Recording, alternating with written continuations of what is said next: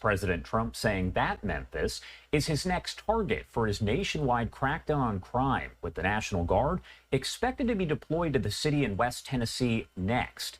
This comes on the heels of the D.C. deployment, which the president says has decreased crime significantly to the point where troops will remain in the capital, at least for now. Jeff Wenninger is the founder and CEO of Law Enforcement Consultants. He is also a retired LAPD lieutenant. He joins us now live to talk a little bit more about this and the decision making here. Thank you so much, Jeff, for taking the time to be here with us. No, thank you for having me. So we've heard a lot of different city names thrown around. We've heard Chicago. We've also know, of course, D.C. What do you think it was that led to Memphis as being the choice? Because it came as a surprise to so many people out there who were waiting to see where the next target would be. Well, I think in the forefront of the criticism of Trump's plans to deploy National Guard in various cities throughout the United States was that he was attacking Democratic states. And Tennessee is what's called a Republican triad. The governor's a Republican, and the two legislative branches of the state legislature are have super majorities. So he's going to have a lot of support there. And of course, as you mentioned, the governor there is a Republican. He has signed off on all of this. Now, was the deployment in D.C. essentially a test run for an operation like this to take place nationwide in places like Memphis and maybe New Orleans and Chicago eventually? Well, I think it's too early to characterize it as a test run. The jury is still out. The deployment of the National Guard in D.C. obviously had an initial effect due to the deterrence of their presence. But what long-term effect will it have? That has yet to be seen. To what extent was crime just deferred to other areas and whatnot? It'll take months of analysis of crime statistics to determine that. But, from a historical perspective, very few people realize that Theodore Roosevelt, prior to being our president of the United States, he was the police commissioner of NYPD. And he took over the agency back when it was riddled with corruption and partisanship and lack of accountability. And it was his message that moving forward, it's important to have a model that's based in honesty and efficiency and technological advancements. So, there may be something there to be learned relative to how best law enforcement agencies now in modern policing can determine the path forward to being more successful in reducing crime. When you talk about this visible force, so to speak, you have the National Guard troops that are there in D.C. They will be there in Memphis, Tennessee. What does that do to deter crime? Does it make it work? Does it make folks think twice before committing a crime? Or could you potentially see more crime committed as a result, people trying to stand up to those troops? What is the overall impact there? Well, just their mere presence is going to have a significant reduction in crime in real time. Absolutely, that will be the case. We will see that in short order once they're deployed and they're being utilized effectively. Now, the question is what are the optics going to be? Are there going to be some unintended consequences? Memphis has had some issues relative to their policing. We had the Tyree Nichols beating and killing, where there's a divide between the community and the police department, which serves them. And is the optics of having law enforcement in these communities going to further put a wedge between the community and law enforcement? And if that's the case, that it could be detrimental to the future of law enforcement in that city. As someone with law enforcement experience, how do you separate the political messaging from what's actually happening there on the ground? As you mentioned, Memphis is in what's considered to be essentially a red state there. So how do you kind of factor that in, and what challenges are presented there? Well, really, when you're talking about the deployment of National Guard for civilian policing purposes.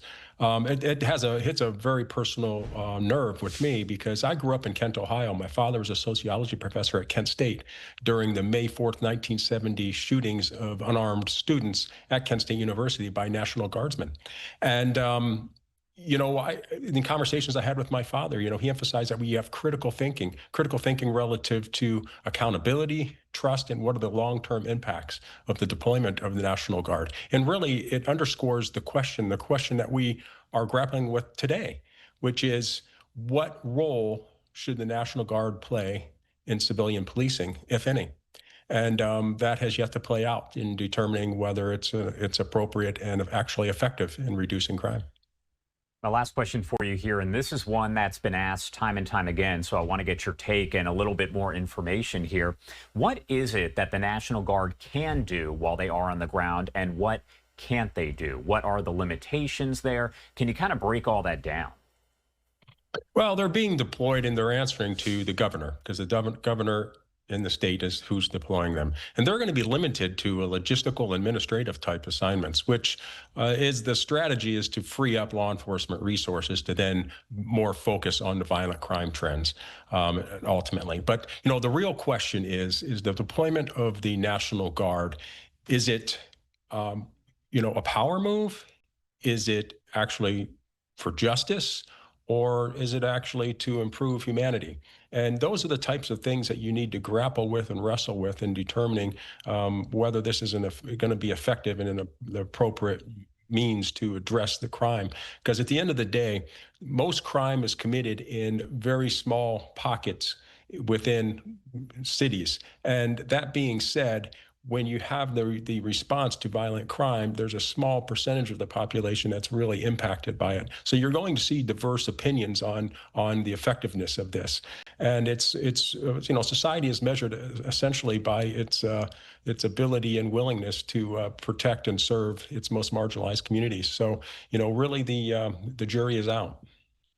All right. Jeff Wenninger, thank you so much for taking the time to join us here and discuss all of this. It's a topic that has been a topic of discussion for a while.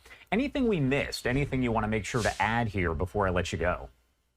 Well, I think really this is a call to action. Law enforcement agencies across the country need to take this as heeded advice that you need to be looking at the future of your policing, reimagining how you can better serve your communities and reducing the violent crime so the neighborhoods and the places that people live, work, and play are safer.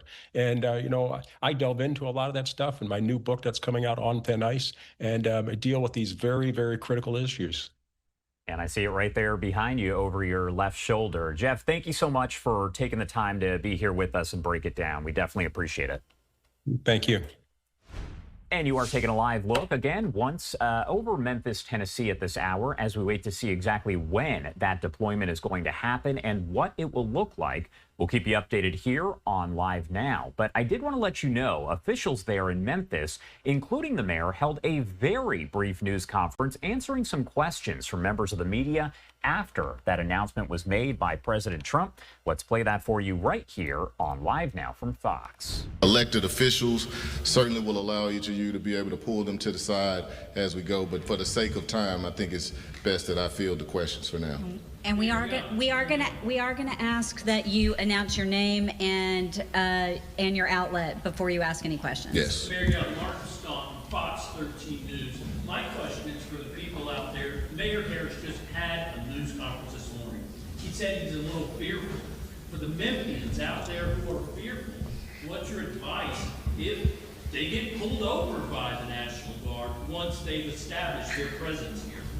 Well, I think Mayor Harris probably reflects the concerns of many individuals. And as I mentioned earlier, there are questions that we don't have answers for yet. I don't think the National Guard will be pulling people over, but those are things that we are going to have direct conversations about in the days and weeks to come. I think it's important to note that in terms of timing, this is not happening tomorrow. We have some time to talk through some of those issues and questions, and I expect that we will have a long list of questions that we want to get answered from this community as we have those dialogues.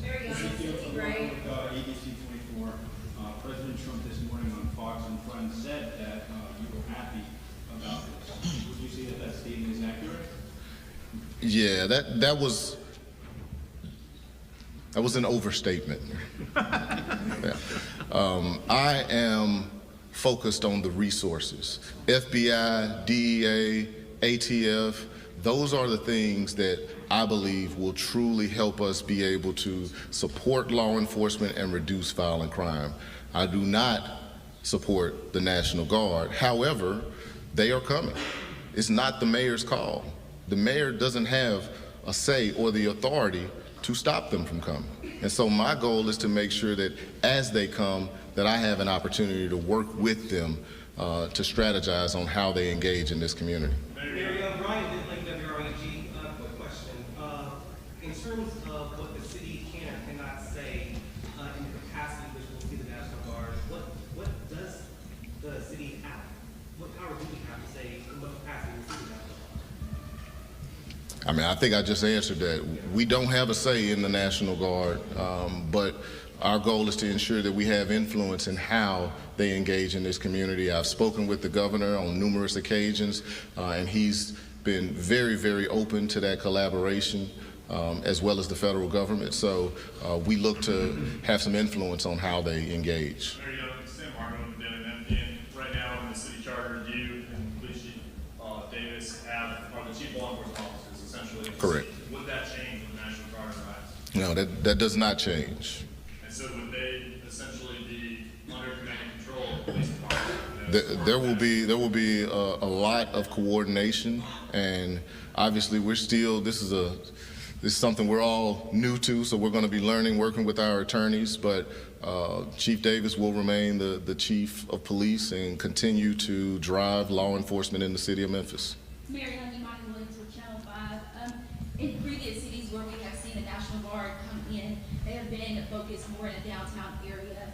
Here in Memphis, it's pretty large, and some Memphians are wondering if they will see people in North Memphis, South Memphis, Frazier, Raleigh, or will we just see them downtown where that's not one of the focus areas previously stated by MPD? So do you expect to see National Guard in other places other than downtown? Again, that's one of the questions that we have. We want to make sure that it's geographically diverse. The areas that would be covered and how they cover them is still a question, but we don't know the answer to that right now. Mayor Young, Lee Smith, Tri-State Defender.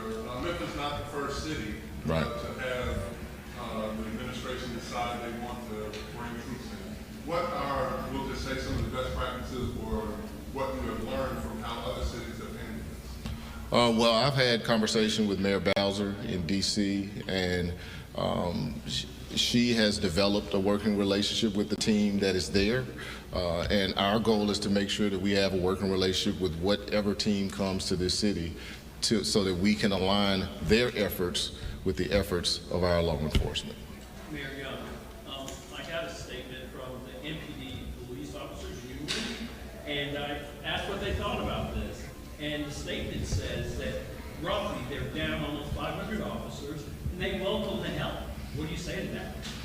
I would say that any opportunities for us to use the National Guard to supplement our law enforcement efforts is what we will look towards. All right, thank you very much.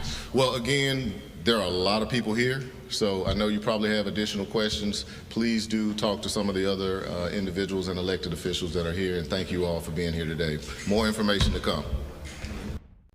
All right, there you have it. The mayor of Memphis reacting there after news from President Donald Trump announcing that Memphis will be the next target of the National Guard deployment in part of his crime crackdown.